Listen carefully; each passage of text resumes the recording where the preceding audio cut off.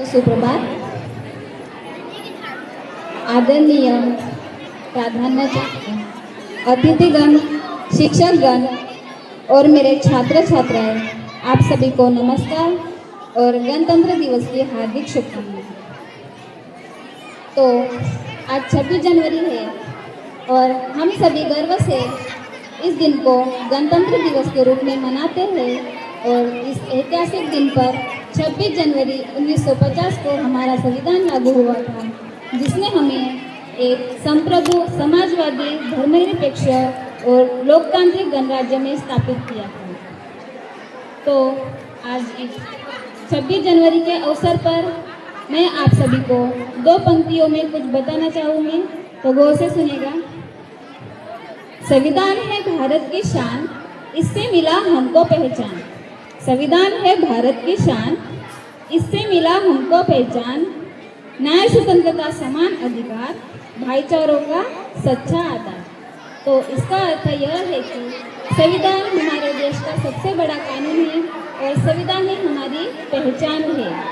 संविधान हमें न्याय दिलाता है, सोचने, बोलने और आज़ादी से जीने का स्वतंत्र प्रदान करता है और आपस में भाईचारा और एकता से रहने का सीख दिलाता है। हम नागरिक हैं, इसमें समान, कोई बड़ा नहीं, कोई नहीं छोटा जान। कर्तव्य हमें यह याद दिलाए, देश पहले यही सिखाए।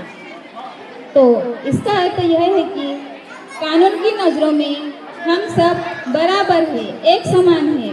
कोई छोटा नहीं, कोई बड़ा नहीं, कोई अमीर नहीं, कोई गरीब नहीं, कोई जात नहीं, धर्म नहीं, भेदभाव नहीं, कुछ नहीं, सब हम समान हैं। और संविधान हमें अधिकार नहीं तो कर्तव्य भी बताता है।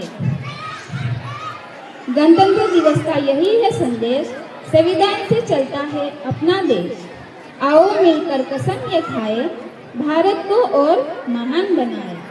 आओ मिलकर हम ये कसम ये खाए, भारत को और महान बनाए। तो 26 जनवरी को संविधान लागू हुआ, इसलिए इस दिन पर हम याद करते हैं कि हमारा देश संविधान से चलता है और हम सब ये संकल्प ले लें कि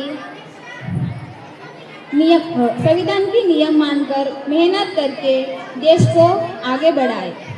तो आप सभी को समझ में आया होगा कि हमारे लिए संविधान कितना महत्वपूर्ण है और संविधान हमारी भारत की पहचान है। 26 जनवरी के अवसर पर हम लोग सभी यहाँ पर एकत्रित हुए हैं, तो हमें ये पता भी होना चाहिए कि 26 जनवरी हम लोग क्यों मनाते हैं। तो जब हमारा भारत देश 15 अगस्त 1947 को आज़ाद हुआ था, लेकिन तब हमारे भारत देश को चलाने के लिए कोई कायदे या फिर नियम नहीं बने थे। इसलिए डॉक्टर बाबा साहेब आम्बेडकर और उनकी टीम ने संविधान बनाया और उस संविधान को 26 जनवरी 1950 को लागू किया। इसलिए हम लोग हर साल इस दिन को गणतंत्र दिवस के रूप में मनाते हैं। अंत में मैं यही कहना चाहूँगी कि संविधान का सम्मान करें और एक जिम्मेदार नागरिक बने। धन्यवाद।